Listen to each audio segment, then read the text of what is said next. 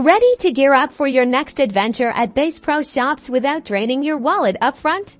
Today, we're diving into how you can use Sezzle, the flexible buy now, pay later solution, right at Bass Pro Shops. First things first, make sure you have a Sezzle account created and approved. If you don't, head over to Sezzle.com and sign up. €1. It's quick and easy once you're set up. Planning your Bass Pro shopping trip becomes even more exciting.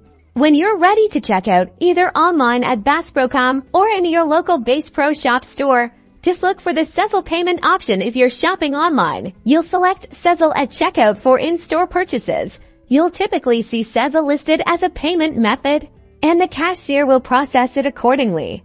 Once you choose Sezzle, you'll be shown your personalized payment plan. This typically involves splitting your total purchase into 4 equal installments. With the first payment due at the time of purchase, the remaining payments are then automatically scheduled every 2 weeks. Managing your payments is super simple through the Sezzle app or by logging into your account on their website. You can easily track your upcoming payments, view your payment history, and even make early payments. If you wish, Sezzle will send you reminders so you never miss a due date.